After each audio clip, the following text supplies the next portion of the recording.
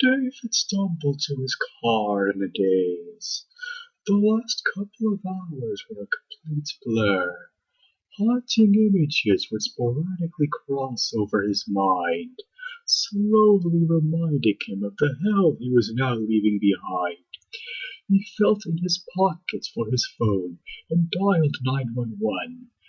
There was no way he could explain any of this, but for some reason his first reaction was to call.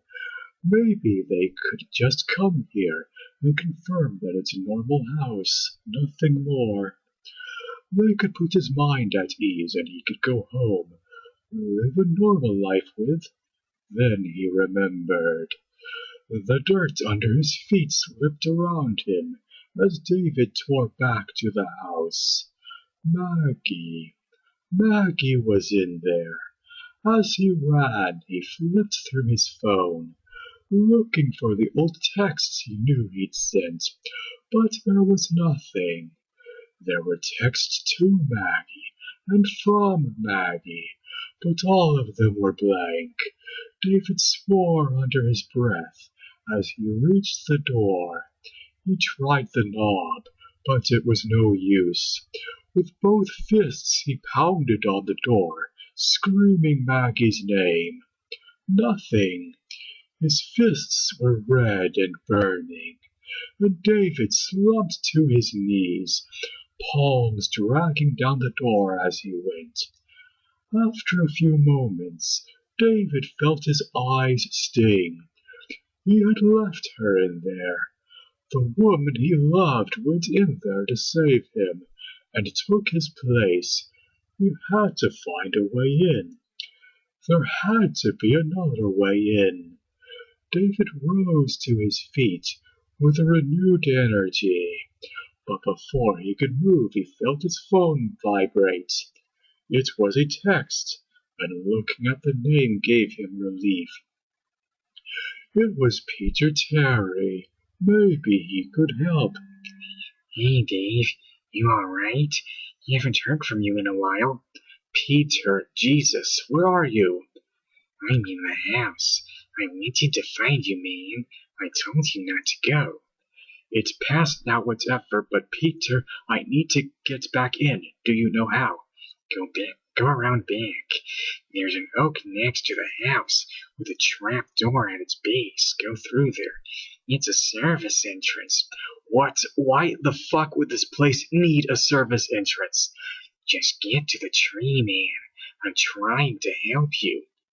David didn't have time to ask anything more. He took off running down the porch to the other end of the house, leaping over the side rail and landing in an awkward pile below. He could see the tree wasn't far, or maybe it was. The tree was so big that the depth perception was hard to figure, and was that even there before? Yeah, he had other shit on his mind earlier, and who really takes notice of trees? But this one, it was massive. He ran up to the side, and there it was, a small wooden door on the ground below, like one of those old cellar doors houses used to have leading into their basements. David looked around him and behind his back, and he wasn't even sure why he did. He just had one of those feelings. Shaking it off, David yanked on the handle. The rusted hinges groaned in protest, but after a few hard pulls, it gave way and revealed the darkness below. With a heavy sigh, David slowly made his way down. Jesus, it was dark, but soon David was hit with a smell that put the darkness to shame. It was like burnt hair covered in shit and mold. He spit onto the ground. He could fucking taste that smell. David got his phone out and turned it to its highest brightness. It wasn't much, but he was at least able to see the surrounding walls. Looking around in the dim light, David noticed something strange. He hadn't been in too many underground tunnels, to be fair, but he assumed the walls would be dirt, mud, or something like that.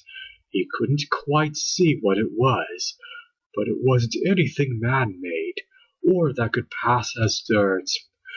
Curiosity got the better of him, and with his phone outstretched, he went up to one of the side walls.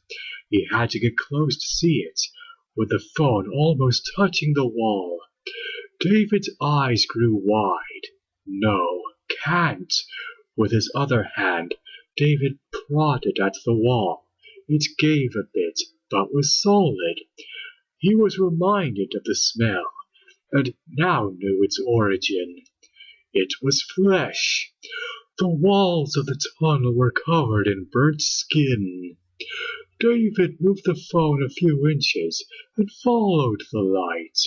He saw areas where different skins were sewn together with some rough metallic string, almost like copper wire. One section made his stomach turn over on itself.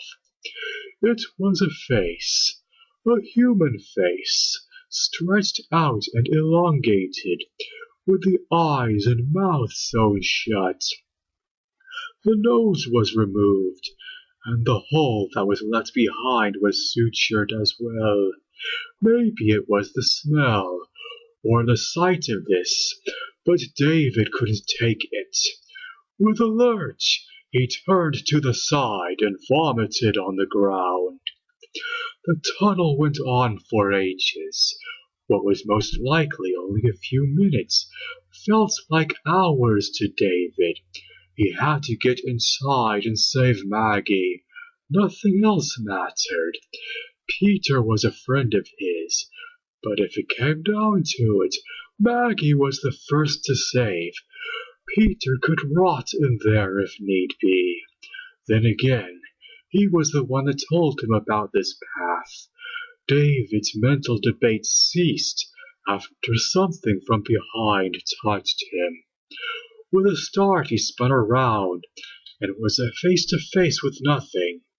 Confused, David brought his phone up and reached out into the blackness.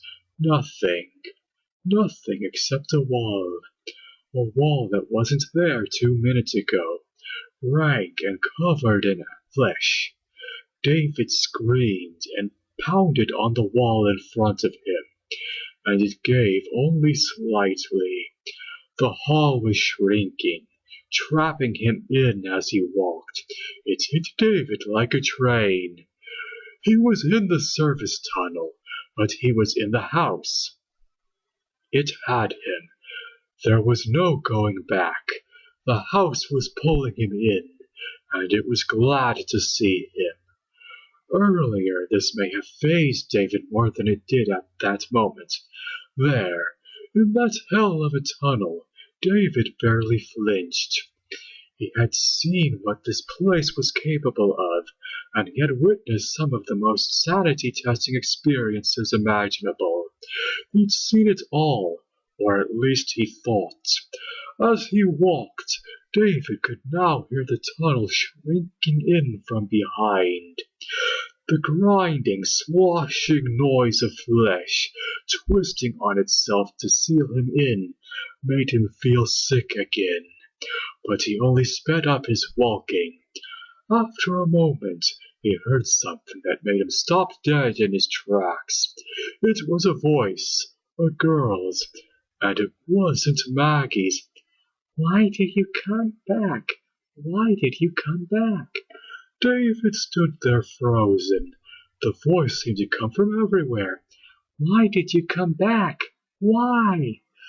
The screaming was getting closer, and David braced himself against the back wall. Soon he heard the thudding footsteps of someone running towards him, and then he saw her, a girl, no older than 13, running up to him yelling her constant question. David was too stunned to react short of just standing there.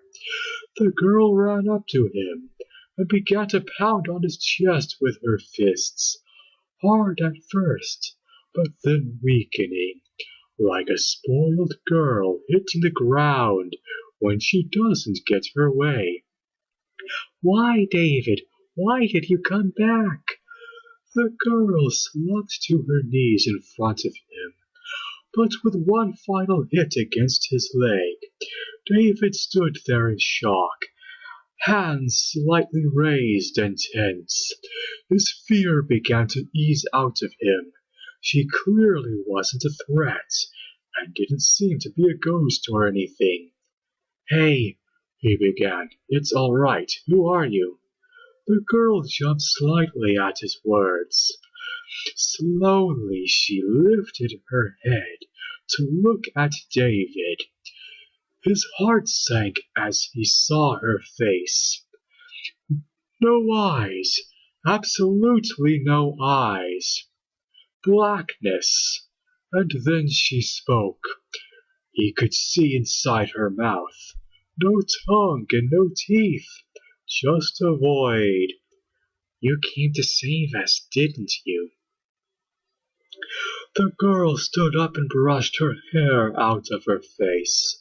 For some reason, even taking into consideration how terrifying she should have been to David, there was something oddly normal about the girl. She had shoulder-length brown hair and was skinny as a rail, with a few specks of sparkles across her nose and cheeks. Even her clothes could have been found in any store. Black tank top and jeans tucked into black-red boots. She was older than he first thought as well. Closer to 16, if she even had an age. A hum from behind them startled them both, and dragged David back into his current situation. "We have to go," she said. "Now." And then the girl grabbed his hand and took off. Surprised, David followed and nearly dropped his phone. He tried to hold it up as far as he could to light the way. "No need." The girl raised her free hand in front of her as she spoke. "I got it." She mumbled something under breath, something that couldn't have been English, and a glowing light pulsated in front of them and followed. It was like a spotlight from above was following their movements. The hum from behind was getting louder as they approached the first fork in the tunnel. Without hesitation, the girl veered them over to the right. Clearly she knew where she was going, and David wasn't about to argue. After a moment, the humming stopped, and they stood in front of a ladder leading up into darkness. "Just up here." And the girl began to climb the ladder before them. David snapped back into reality, and he was incredibly confused. "Wait." The girl stopped mid-climb and looked over her shoulder. "Look, I know this is weird. No, I know what weird is. I've seen weird. Who are you?" "I'll explain soon, okay? We just really kinda need to get out of here, okay? No one is supposed to be here, and we, well, are so..." And with that, the girl returned to her climb. David was about to retort, but the hum from behind grew louder.